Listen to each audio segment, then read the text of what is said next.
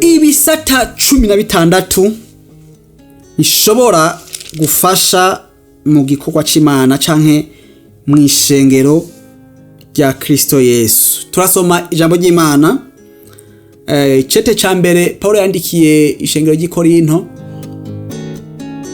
mu gice ca 12 umurongo wa 28 gusa bavuga ngo kandi Imana yabanje gushiraho mw'ishengero bamwe kuba intumwa, maze aba kabiri ibashiraho kuba abavugishwa nayo, maze aba gatatu ibashiraho kuba abigisha, maze ishiraho abakora ibitangaza,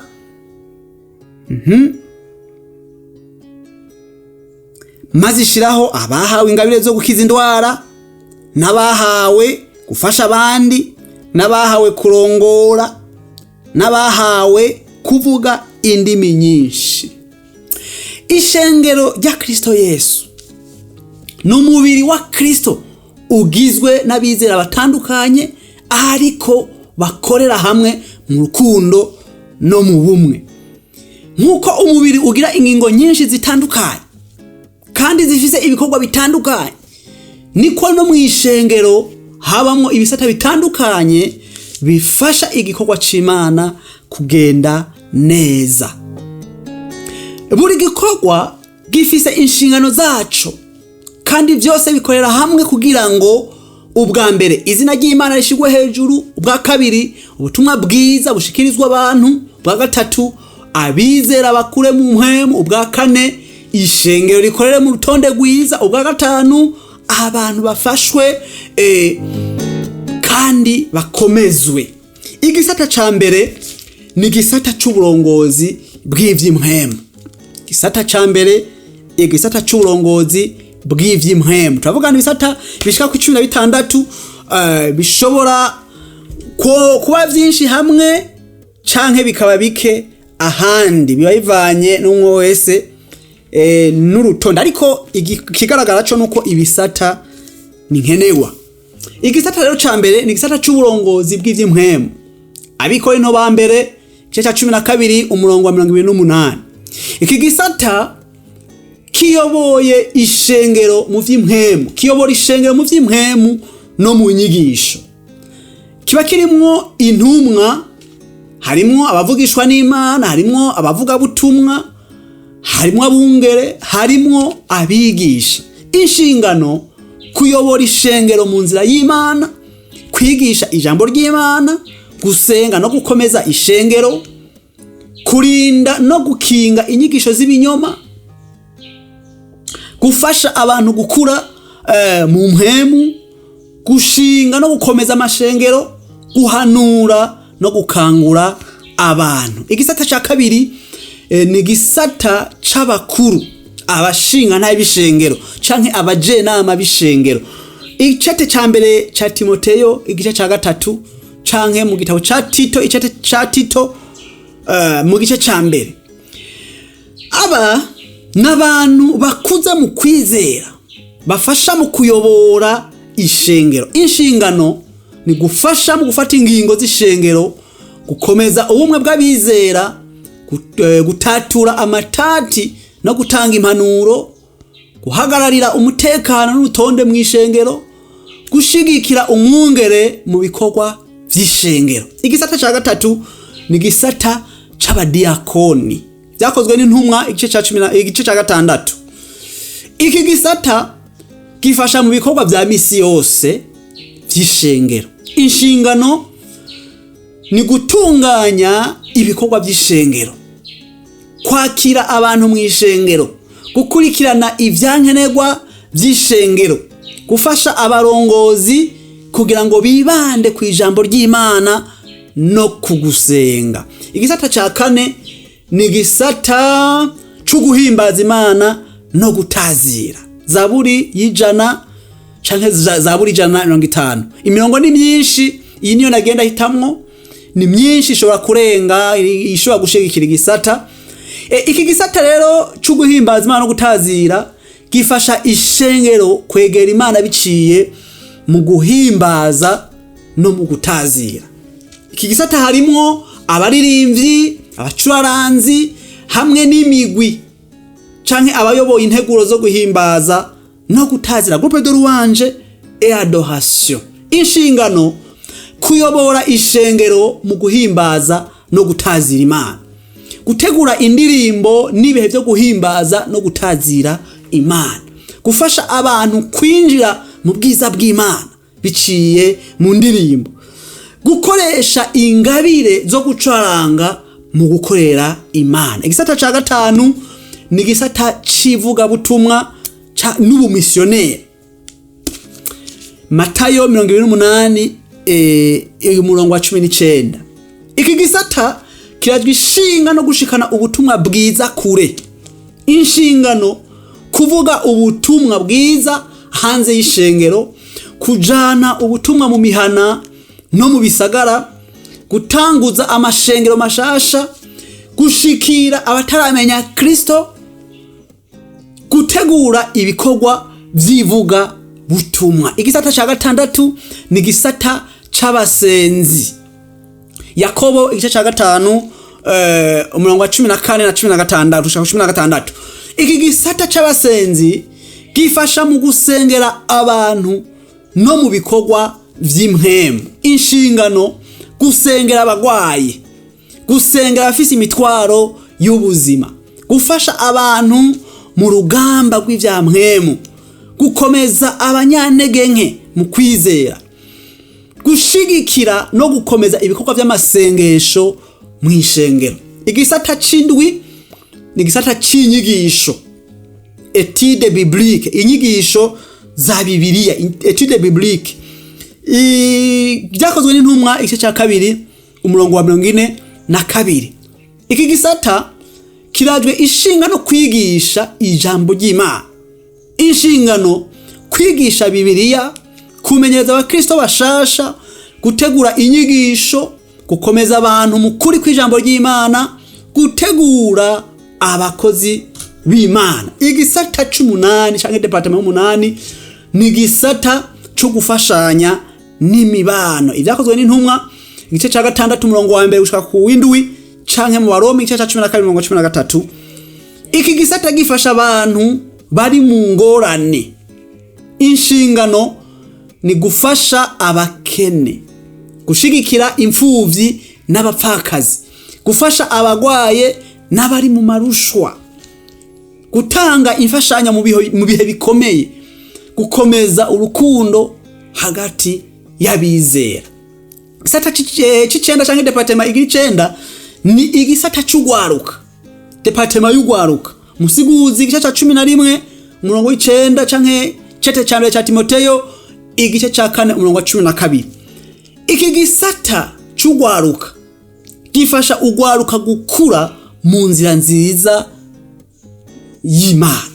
Inshingano kwigisha ugwaruka ijambo ry'Imana, gutegura inyigisho n'ibikorwa vy'ugwaruka, kurinda ugwaruka ibihendo vy'isi, gufasha ugwaruka gukoresha ingabire zago mu gukorera Imana. Igisata c'icumi ni gisata c'abana canke departement y'abana. Imigani 22 umurongo wa 6 canke ubutumwa bwiza bwa Yesu Kristo bwanditswe na Matayo igice ca 19 umurongo wa 14. Iki gisata citaho abana bato bakiri bato mw'ishengero.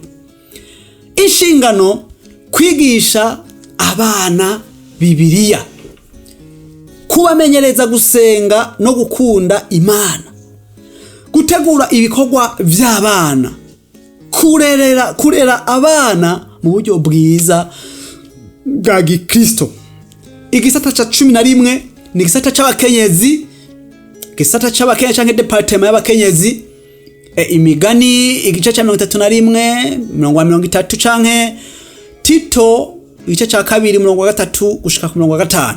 Inshingano gukomeza abakenyezi mu kwizera, gusengera ingo n'imiryango, gufasha ibikorwa by'iterambere ry'ishengero, gufasha abatishoboye, gutoza indero nziza abakobwa n'abakenyezi bari mw'ishengero. Gutegura ibikorwa by'abakenyezi mw'ishengero canke hanze y'ishengero birashoboka. Igisata ca 12 canke departement ya 12 ni igisata c'abagabo. Cete ca mbere c'abikorinto umurongo wa 10 igice ca 13 umurongo wa 13 canke abefeso igice ca 5 umurongo wa 25. Iki gisata gifasha abagabo gukomera mu rugendo rw'agakiza. Inshingano gukomeza abagabo mu kwizera, gutegura no kwigisha abagabo kuba indongozi nziza mu ngo, gusengera no gukomeza ingo n'imiryango, gushigikira ibikorwa vy'ishengero, kwigisha abagabo ubushobozi bwo gukorera Imana no gukorera imiryango yabo neza. Igisata ca 13 canke departement 13 ni igisata c'isuku. Cete ca mbere c'abikorinto igice ca 14 umurongo wa 40 canke icete ca mbere ca Petero igice ca mbere umurongo wa 16 baza kuyisomera. Iki gisata gifasha kugira ngo ishengero ribe ahantu hasukuye kandi hasa neza. Haba harimo abakubura, abasukura, abitaho ugushariza inyubakwa. Inshingano ni gukubura no gusukura ishengero, gutunganya intebe n'ibikoresho byo mu ishengero, gusukura ubwiherero n'ikibanza c'ishengero, kwitwararika isuku ryiza, gutegura ishengero imbere y'amakoraniro, kwiga no kwiyumvira ivyotuma inyubakwa iboneka neza canke isa neza. Iki gisata ni gisata ngirakamaro kuko ni kimwe mu bimenyetso by'urutonde rwiza. Ikimenyetso by'urutonde ni icubahiro c'inzu y'Imana. Igisata ca 14 ni gisata c'ubuhinga n'itumatumanaho naco nyene kirakenewe mw'ishengero. Ubutumwa bwiza bwa Yesu Kristo bwanditswe na Matayo igice c'10 umurongo wa 27 canke ubutumwa bwiza bwa Yesu Kristo bwanditswe na Mariko igice ca 16 umurongo wa 15 ushobora kuhasoma. Iki gisata gifasha mu gukwiragiza ubutumwa no mu gutunganya ivyuma vy'itumatumanaho. Harimwo abafata amajwi, abafata amashusho, abakurikirana ibicarangisho, abakoresha ama ordinatere canke ama ekra ahari, n'abacunga imbuga ngurukana bumenyi. Inshingano gutunganya no gushira ku rugero amajwi mw'ishengero, gufata no kubika amashusho y'ibikorwa vy'ishengero, gutangaza ubutumwa bwiza kuri internet no ku mbuga ngurukana bumenyi, gutegura ibikoresho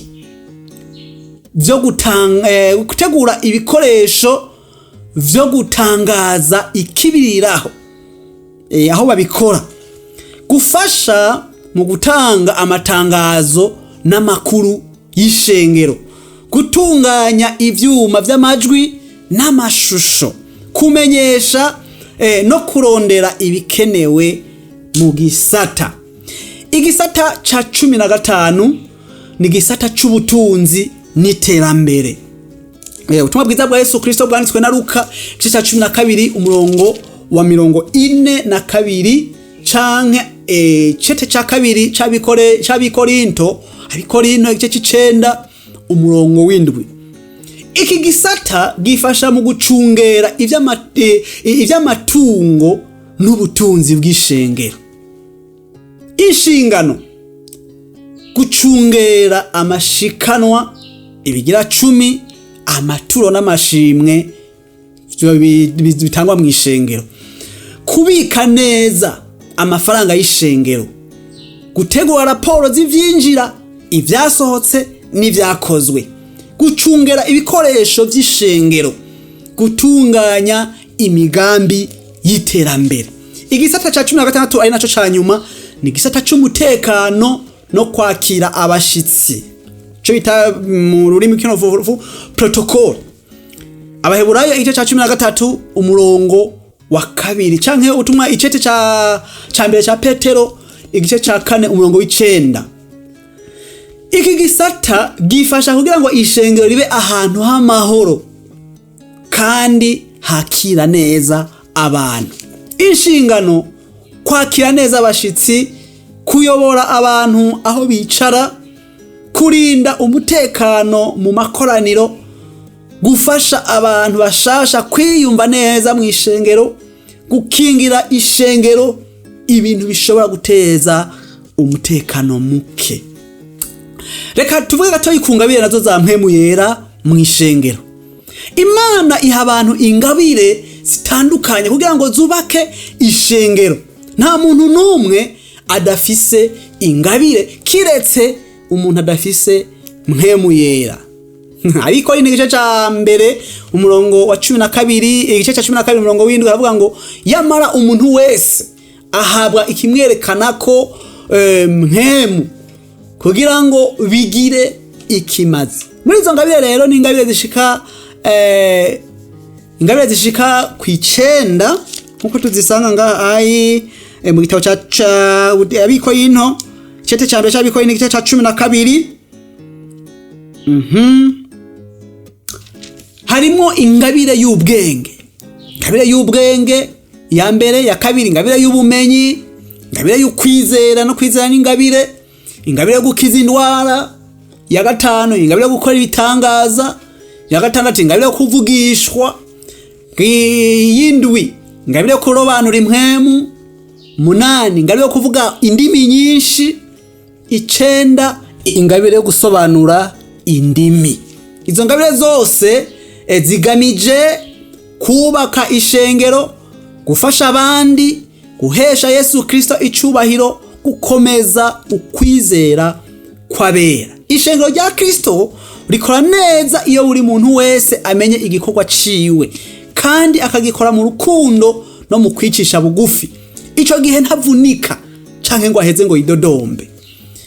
Ikimwe mu bituma igikorwa kibiha nabagerageje kuba mu ngabire atari zabo, abandi nabo ntibamenye ingabire zabo. Niho uca usanga abategezwa kwiga ariko bagaca babigisha, ugasanga abari kwigisha bariko bariga nabigishwa. Ico gihe biba bigomba kumera nabi cyane. Nta gisata gisumba ikindi kuko vyose bikenewe kugira ngo umubiri wa Kristo ukore kandi ukore neza cyane. Iyo ivyo bisata vyose bikorera mu bumwe, ishengero rirakomera, abantu barakura mu kwizera, ubutumwa bwiza buragwira kandi bugakwiragira, canyuma Imana irashigwa hejuru. Murakoze cyane.